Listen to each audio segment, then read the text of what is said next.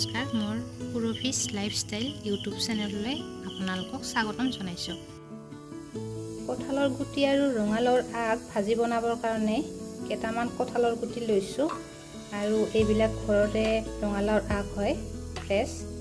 ইয়াতে কেইটামান আগ লৈছোঁ।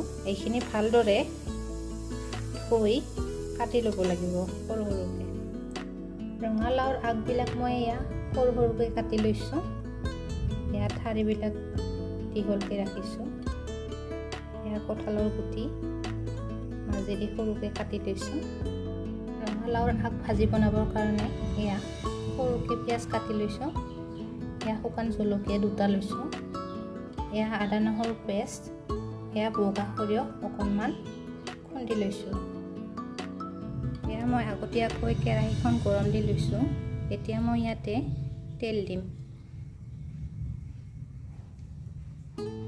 তেলখিনি ভালদৰে গৰম হ'ব লাগিব।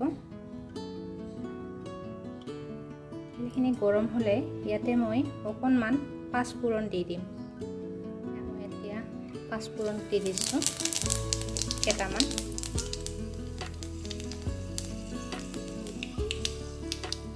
এতিয়া মই ইয়াতে পিঁয়াজখিনি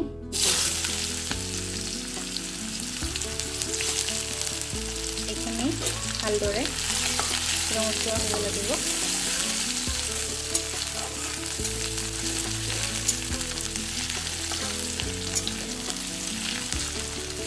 এইখিনি মই ৰঙচুৱা হোৱালৈকে ভাজিম অলপ সময়। এইখিনি ৰঙচুৱা হৈছে। ইয়াতে মই শুকান জলকীয়া 2টা আৰু আদা নহৰু পেষ্টখিনি দি দিম। এইখিনি ভালদৰে আদা নহৰুৰ কেঁচা গন্ধটো নোযোৱালৈকে ভালদৰে ভাজি থাকিম।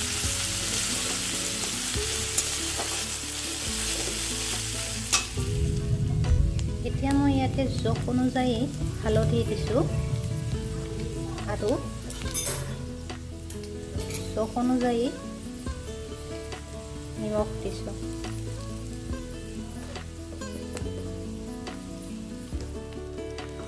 এতিয়া মই ইয়াতে ৰঙালাওৰ আগখিনি দি দিছোঁ।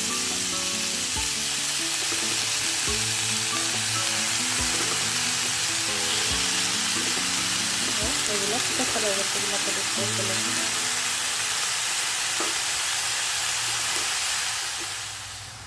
এতিয়া মই এইখিনি ভালদৰে লৰাই দিম।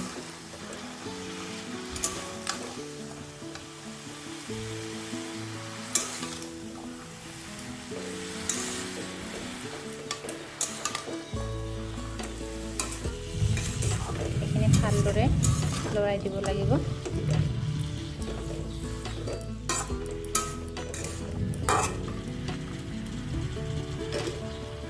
এতিয়া মই ইয়াতে ঢাকনি মাৰি দিম।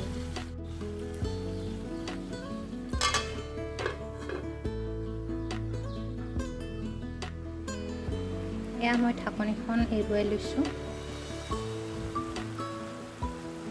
এতিয়া মই ইয়াতে সৰিয়হখিনি দি দিম।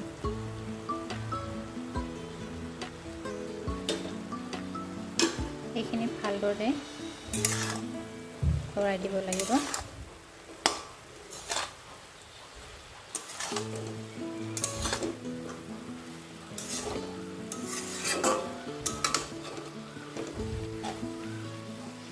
এইখিনি আকৌ 5 মিনিটৰ কাৰণে ঢাকনি মাৰি দি দিম।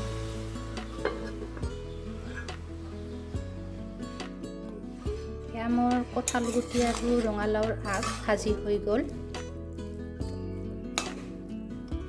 এতিয়া এইখিনি মই নুমাই ল'ম। যদি ভাল লাগে ভিডিঅ'টো লাইক, শ্বেয়াৰ আৰু ছাবস্ক্ৰাইব কৰি দিব।